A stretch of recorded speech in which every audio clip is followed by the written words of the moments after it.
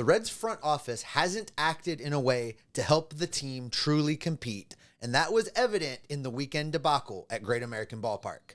Graham Ashcraft has been bad, very bad, and the Reds rotation is in trouble, forcing the Reds to call AAA for the next exciting young arm. We're going to cover all that and more on today's Locked On Reds. Hit it, Jeff. You are Locked On Reds, your daily Cincinnati Reds podcast, part of the Locked On Podcast Network, your team every day. You are Locked On Reds with myself, Jeff Carr, and my co-host, Stephen Offenbaker, who it's his birthday today. Happy birthday, Steve. Thank you very much. You are Locked On Reds. Thanks so much for joining us here today and making our Reds talk part of your day. We are lifelong Cincinnati Reds fans, and let's face it, we got to be addicted to a team like this to keep doing this every day. I'm just kidding. We're really happy to be talking Reds with you here, but it's been a stressful weekend. We've got a lot to cover on today's Locked On Reds podcast, so thank you all for checking us out. If this is your first time, make sure you hit that subscribe button on your favorite podcasting app or on YouTube, or if you're an everydayer, thank you so much for doing so. Let us know in the comments section or hit us up on Twitter. We love talking Reds with you every single day because we're part of the Locked On Podcast Network, your team every day. And on today's podcast, we are going to look at the problem that the Reds have with a couple of different things. We're going to start first with the problem with the front office, the problem with the pitching staff, but the good news of Andrew Abbott's call-up. That's how we'll end today's podcast because we have lots we have to cover, a little bit on the, unfortunately, on the negative side, not so much the positive side here today, as the Reds had a pretty bad weekend against the Milwaukee Brewers. Before we jump into that, I wanted to let you know that today's episode is sponsored by BetterHelp. BetterHelp connects you with a licensed therapist who can take you on that journey of self-discovery from wherever you are. Visit BetterHelp.com/LockedOnMLB today to get 10% off your first month. And Steve, where we want to start is with this debacle, because I think that the weekend sweep, I know that the series isn't over. There's still one more game coming up today with the Brewers, but Friday, Saturday, Sunday, all losses, underscores the front office's unwillingness to go for it right now. It does. The Reds came into this weekend with a chance to gain a lot of ground. In fact, they could have finished this series tied for first place, depending on what happens between the Pirates and the Cardinals. So for them to come out and not only not gain that much ground, but in fact lose that much ground. Yeah. They've lost every game. You know, I told you off air that, you know, I wouldn't be happy with anything less than a split. And we've got less than now. that. We're trying to avoid a sweep. So for me, there's a lot of problems. They had that 5-game winning streak. All was right in the world. We started to feel good about this team. Mm-hmm. We started to feel good about the direction they were moving, and then they go into a 4-game losing streak, and a bunch of those games are games that they could have won. They could have and probably should have won the final game of the Boston series before coming home. Mm-hmm. Then they get back to Great American Ballpark, and through a series of unfortunate events and misconstrued moves and really the front office not putting the best players available on the field, the Reds find themselves early and often in a hole before they get out of the second or third inning. Yeah, I think the most frustrating thing for me about this series is that you can point to moments in every single one of the losses against the Brewers and say they could have won that game. Mm-hmm. Even the game in which Graham Ashcraft gave up 10 runs, and we'll talk about Graham Ashcraft here in a minute, but even in that game, they had bases loaded in the 9th inning and could have walked it off with a nice hit. So I look at this and I say, okay, that's fun. And yes, this is a team that is on the come up, and we weren't expecting any sort of competition here, but the front office has seen this scenario unfold before them and this opportunity appear before them, and they've said, nah, at least right now. I know that there's still plenty of time left in the season. The Reds are still just 5 games back, even after having lost 3 straight to the division leader, but it feels like they really could have seized the horn. They could have grabbed the bull by the horns had they have brought up Elly De La Cruz and gotten him into the lineup. And I kind of look at that as only a part of this. There's a couple of other things, though, that really stand out to me. And it starts first and foremost with this 3-catcher plan. It's something that in spring training, you and I both loved. We love this plan because it's going to free up Tyler Stevenson, be in the lineup every day. He's not going to have to catch every day. We're going to get that bat. Two problems have happened there. Number one, his bat ain't been very good, and they've stopped playing him at first base. Dude hadn't played there since April. No, in fact, he has only played 6 times this season at first base. So they've abandoned the plan without publicly abandoning the plan. Still got 3 and catchers they on the only roster, too. halfway abandoned the plan. I tweeted this out. You talk about that Graham Ashcraft start where he gave up 10 runs and they fought back. The 9th inning, they did have an opportunity, as you say, bases loaded. But in the 8th inning, that inning started off with the 7, 8, 9 hitters. One of those hitters being Curt Casali. Those 3 guys didn't do their job. Nope. Only one guy got on base. Other 2, easy outs. Then you get up Jonathan India and Matt McLain. They start doing some things, but it was too little too late. Had they had a 7, 8, 9 hitter that could be a little productive, they could have chipped away more in the 8th, and it wouldn't have come so close in the 9th. They were in a position to do things. And that's the frustrating part. There's obvious moves. As you say, getting rid of the 3rd catcher. And I hate to say it, but that's Curt Casali. Yeah. You're going to have to cut him. And I know that they've got guaranteed money tied up in him. But if we look at the catchers that are on the roster, yes, Tyler Stevenson's been bad, but hopefully he's fixable. Hopefully there's still some upside there. So you don't send him down. You don't cut him. There's nothing to be gained by that. There's nothing to be gained by that. So then you look at the other 2 catchers. Well, Luke Maile has been much better than Curt Casali. Now I know there's a lot of talk about how great Curt Casali is in defensively and managing the pitchers, et cetera, et cetera. I don't care. Yeah. Luke Maile can do that just fine. Get Curt Casali off of this roster and bring up somebody, whether it's Elly De La Cruz or CES, somebody that will make a meaningful instant impact to this lineup. Because I'll tell you right now, whatever the period of adjustment is for Elly or for CES, they're going to give you more offensively than Curt Casali is. It's a win. Unquestioned. And the argument of, well, they handle a pitching staff really good is the argument I've heard for every bad catcher for the last 20 years of my life. Like, I get it. At some point, there's got to be some hitting. You can't just have one spot of your lineup as an automatic out every time they come up. And I know Casali had a couple of hits in this series, but let's be frank here, like his average improved with those 1-for-5 performances because it's been so dismal. The other part of this for me, and it's a smaller part because I think this is more David Bell than it is the front office, but it's following along with their plan as a whole. We talked about on Friday, Kevin Newman, real or fake. And we said, look, he's had a nice stretch. We've really had a lot of fun watching him play. We're not buying into this. You know who did? David Bell. David Bell and the Reds. They bat him leadoff, and not just against the lefty, because that was the argument for so far this season as to why he was starting at all, is because he can hit a left-handed pitcher. But the Brewers threw 2 right-handers on Saturday and Sunday, and they still hit Kevin Newman leadoff. I get it. TJ Friedl's hurt. But that would mean that Jonathan India should bat leadoff. I don't understand that. There's 2 things in that it's like, okay, we're married now to the idea of Jonathan India batting third, and there's no leeway there. And we're married to the idea of Kevin Newman batting leadoff, and that makes no sense. No, I think Jonathan India is much more productive when he's leading off the game. Yeah. I mean, 1-3, I don't know how much I buy into when you move a guy around in the lineup, it throws them off. I mean, I guess I'd have to hear from some of the players themselves. It'd be a great question. Brandon Phillips would like a word. Right. It'd be something for them to be candid about. But for me, I like India in the leadoff spot. I like Matt McLain. I think we found our number 2 hitter for the foreseeable future. Matt McLain, every day, shortstop, batting second. Yes. I'm good with that.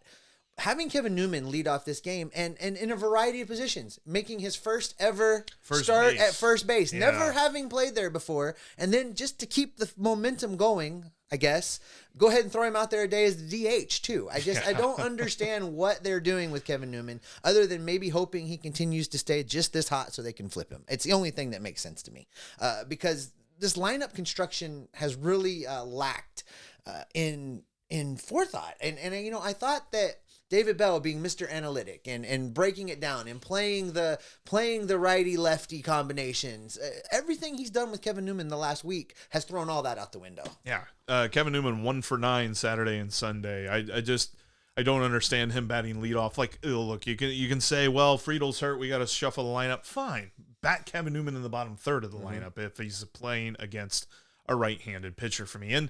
And briefly too, like TJ Friedl, how long it took them to put him on the IL.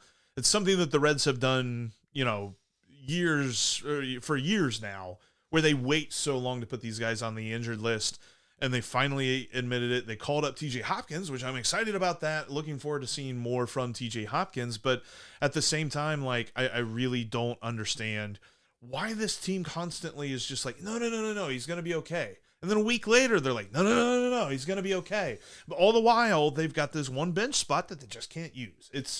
And I know this word has been kind of bandied about on Twitter a little bit, so I feel like it's a little bit overplayed when it comes to the Reds right now, but it feels unserious to me.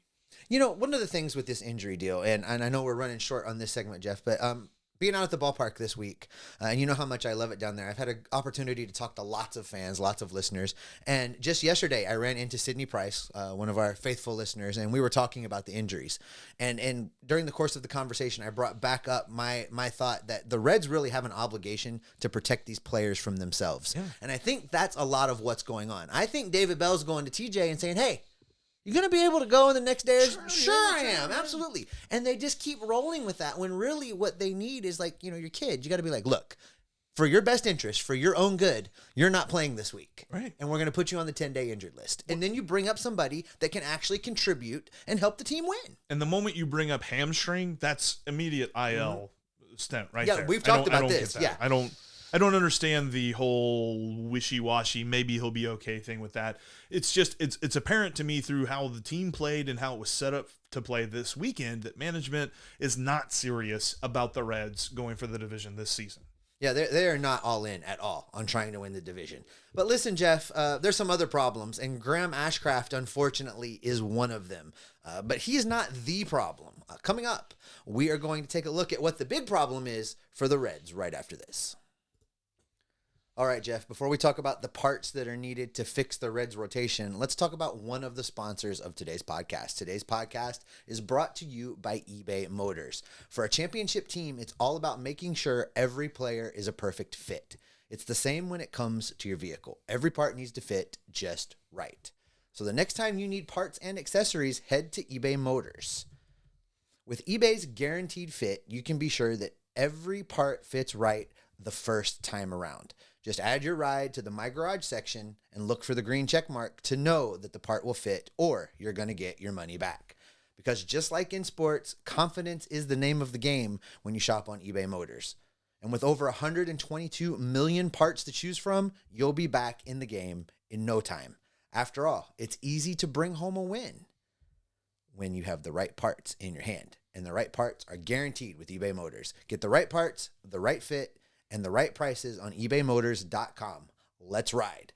eBay Guaranteed Fit, only available to U.S. customers. Eligible items only. Exclusions apply.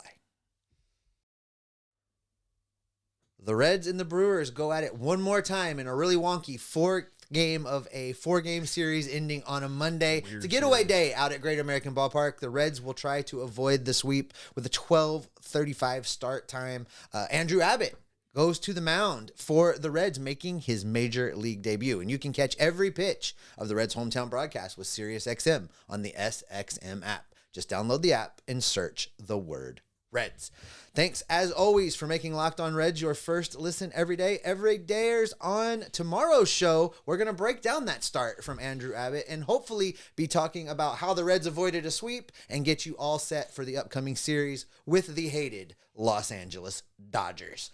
All right, we need to talk about the Graham Ashcraft problem, and it's one of many problems. In fact, right now, when we talked about this team at the beginning of the season, the starting pitching was the strength. It was the thing that we could rely on, and it is in the shambles. It starts with Graham Ashcraft, and it's pretty much all downhill from there. And I think that's been the biggest of the negatives for me this weekend is just how the pitching itself has developed and the way that Graham Ashcraft really continues. I mean, this was his worst start yet.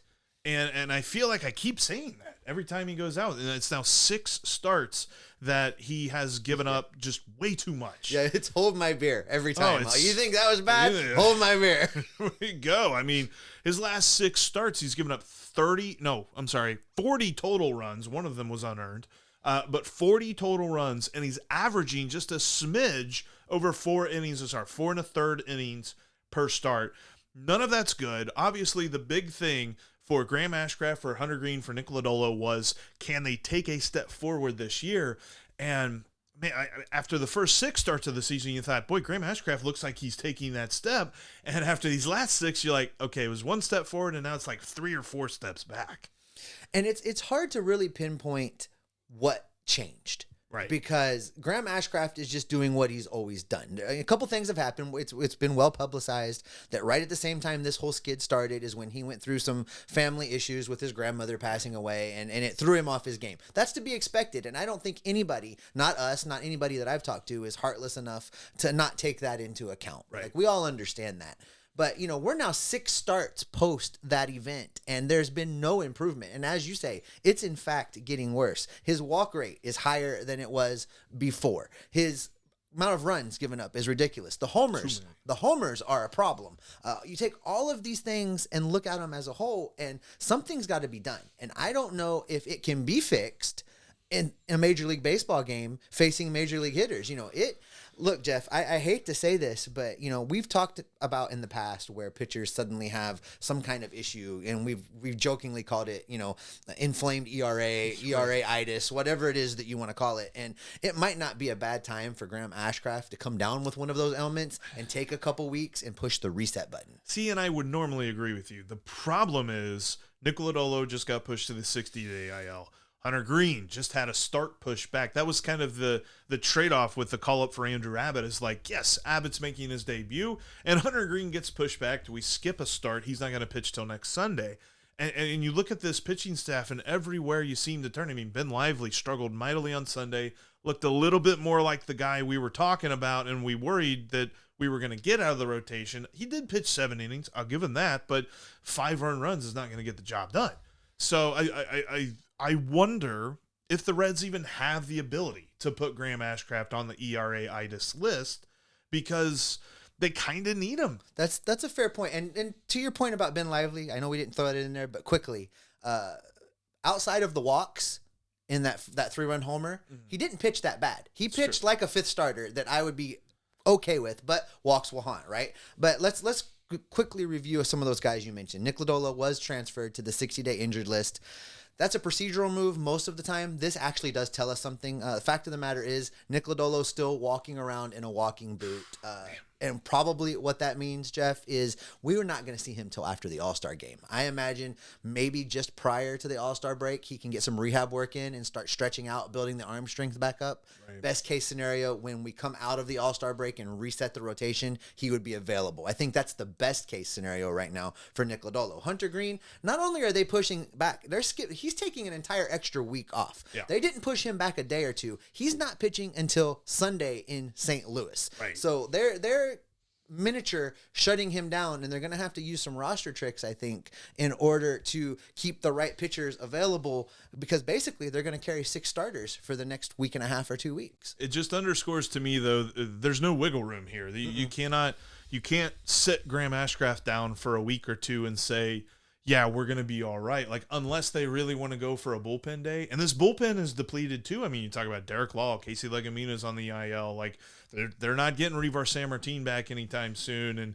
and other guys like that. So it's really rough to see how this pitching staff has gone. This was something, again, that kind of harkens back to how serious the front office is. They did not position themselves well that if a scenario were to appear and they could compete in the division, that they had the depth of pitching to do so. Like, we're seeing that right now, and it's kind of unfortunate for me, because Graham Ashcraft is a dude, and we understand that he has the ability to do this, but kind of like you said, with the walk rate kind of seeing a tick up, the homers being a thing, something else that I've noticed is he's a 2-pitch pitcher now, and his 2 pitches really kind of have the same, like, break pattern, like the same movement. Yeah, the slider breaks more than the cutter, but they both break in the same direction. And because last year, and obviously a little bit more pitching, but he threw way more sinkers than he's throwing this year. Like, he barely throws his sinker. According to StatCast, he's only thrown it like 50 times so far this year. And if you remember when we had Chris Welsh on at the end of last season, we were talking about how a starting pitcher can be the most effective. And one of the things he cited was having multiple breaking pitches that break differently so that you can confuse the hitters. And I hear what you're saying is that right now Graham Ashcraft's pitches all look the same coming out of his hand. They do. So, if you're a hitter and you can just say, okay, like, look, it's going to break this way. And I feel like we've talked about this a couple of different times before, but did Graham Ashcraft enter himself into the Hunter Green conversation of he needs a third pitch? Because I kind of think he did. I think I agree with you. And listen, before we get out of this segment, Jeff, let's just kind of reset for everybody where the Reds rotation is beginning today with Andrew Abbott making his major league debut, which we're going to talk a lot about coming up in the next segment. And then tomorrow, Luke Weaver is going to go on Tuesday versus the Dodgers and Tony Gonsolin. Then Brendan Williamson will take them out on Wednesday facing Noah Syndergaard. Graham Ashcraft is already scheduled to pitch, so the Reds have that out there right now. He's going to be pitching against Clayton Kershaw. I'm looking forward to actually watching that game just to see Clayton Kershaw. But coming after Ashcraft will be Ben Lively again. He'll open things up on Friday to begin that St. Louis series. Andrew Abbott will take a second turn. So this is where I'm concerned about Hunter Green, because Andrew Abbott's going to take a second turn before we see Hunter Green again. Hunter Green's not going to pitch until Sunday. So I hope beyond all hopes that between now and Sunday, that hip, and that's what Hunter Green's dealing with, is a sore hip, that hip is good to go and he's able to pitch and be himself. Because if it's not, they need to shut him down. They don't need to play these games like they've done with the other injuries, as we've talked about. Yeah, I agree. Like, this pitching staff just has no wiggle room. Like, they might be able to call up Levi Stout, although I'm starting to feel like the way that they are handling him, and there's a lot more to be discussed with this, and we're not going to get into it at this moment, but the way that they're handling him makes me think they're already considering him a bullpen pitcher. But we'll get to that in a later episode. As of right now, the pitching is interesting. However, Andrew Abbott is very interesting, and he is coming up. And despite all of the turmoil with this pitching staff, we are excited about Andrew Abbott's debut today. We're going to explain to you why you should be excited too. That's coming up right after this. This show is brought to you in part by BetterHelp. I'm always learning new things about myself. I'm a person that's comfortable in my own skin, but when it comes to life, there's always new challenges that come up as soon as I think I know everything and I've got everything figured out. We're not meant to get through all of those things by ourselves. Whether through friends or family, we need a support system to lean on. But what if you feel like you can't lean on anyone? There's always help out there, and that's where BetterHelp comes in. BetterHelp connects you with a licensed therapist who can take you on that journey of self-discovery from wherever you are. It's entirely online, designed to be convenient, flexible, and suited to your schedule. Just fill out a brief questionnaire and get matched with a licensed therapist and switch therapists at any time for no additional charge. Discover your potential with BetterHelp. Visit BetterHelp.com/LockedOnMLB today to get 10% off your first month. That's BetterHelp.com/LockedOnMLB for 10% off your first month with BetterHelp. You can catch every pitch of the Reds' hometown broadcast coming up tonight as the Reds and Brewers play at 7:10 p.m. on the SiriusXM app. Just download the SXM app and search Reds. And in between episodes, you can also follow us on Twitter. You can follow me at Jeff Carr with 3 Fs. You can follow Steve at S. Offenbaker with 2 Fs. And you can follow the show at Locked On Reds. Also, make sure you're following us on YouTube as well, and drop a thought in our comments section. If you're an everydayer, let us know that. Or if you've got some questions or thoughts about what's going on with the Reds, we love to hear your thoughts as well, because we love talking Reds.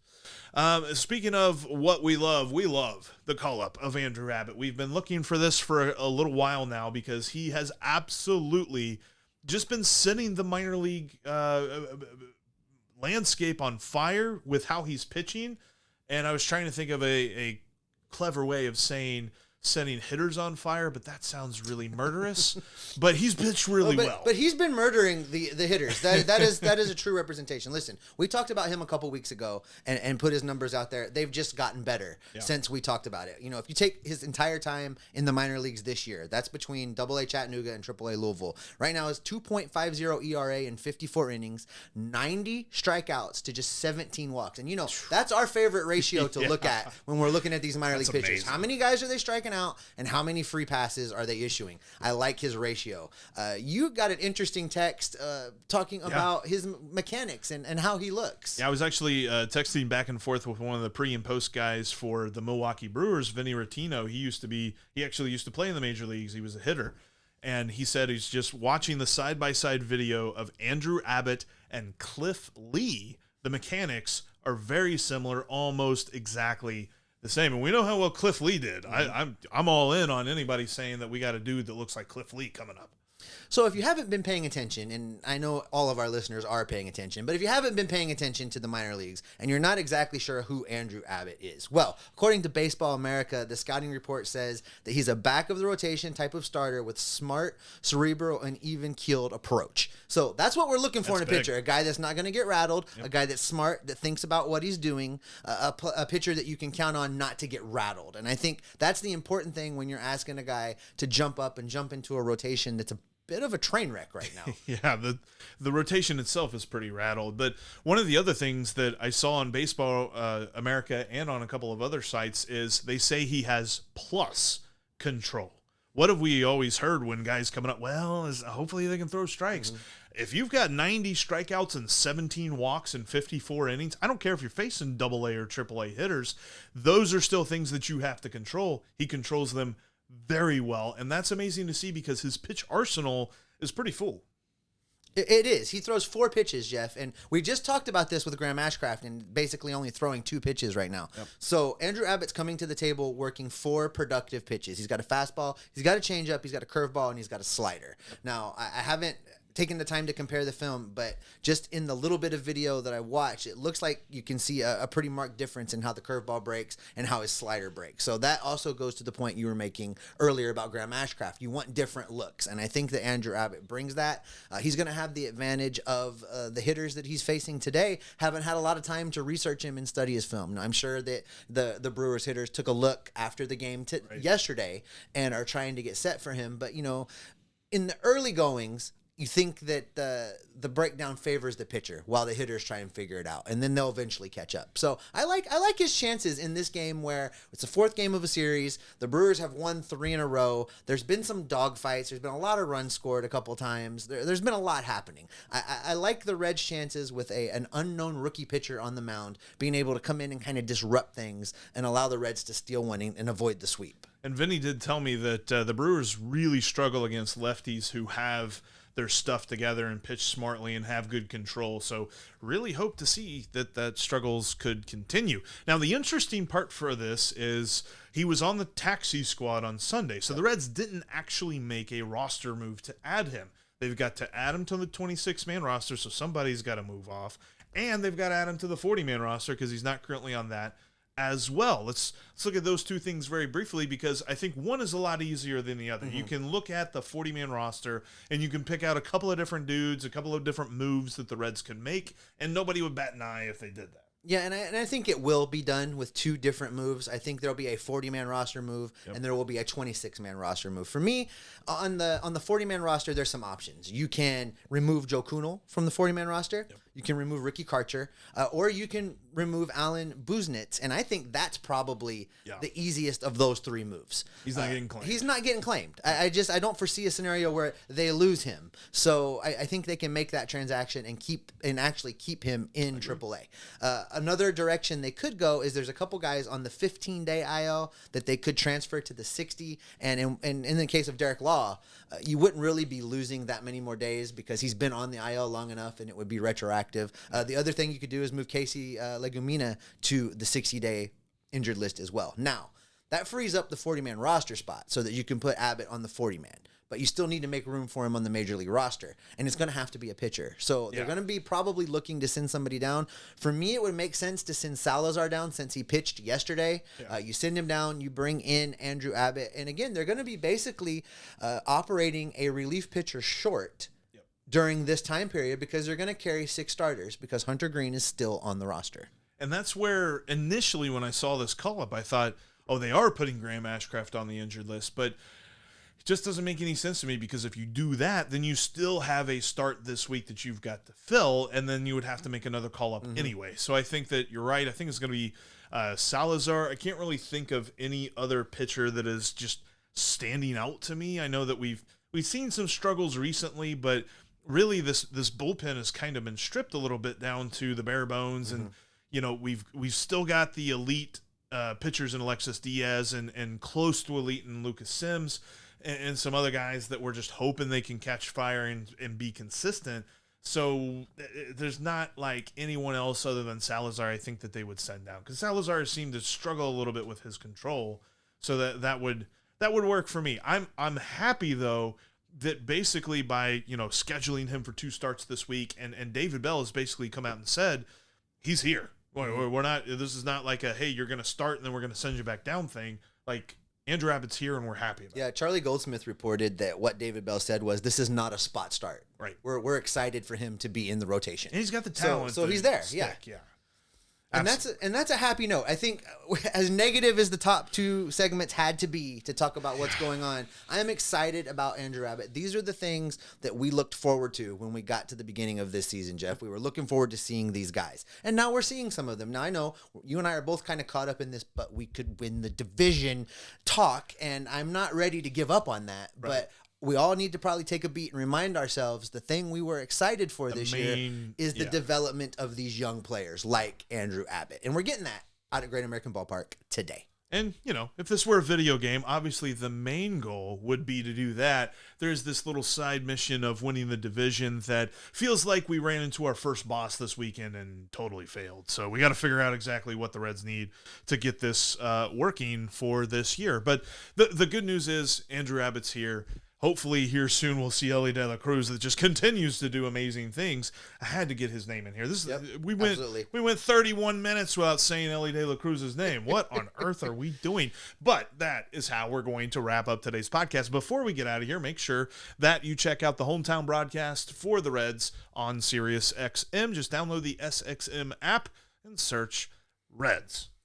And that's going to wrap us up for today, Jeff. It's good doing this with you in person here in your studio, and I'm glad to be here. Thanks for making Locked On Reds your first listen every day. Every dayers, tomorrow on the show, we're going to break down the very first start of the Andrew Abbott era. So make sure you tune in for that. The Reds have an opportunity to avoid a sweep. What's that mean for you and me? That means that we are going to be all over what this team is getting ready to do as far as transactions, call-ups, if they've got anybody that they're going to be trading, if they've got anybody they're going to be signing, we're going to be all over it because we're going to be Locked On Reds every single day.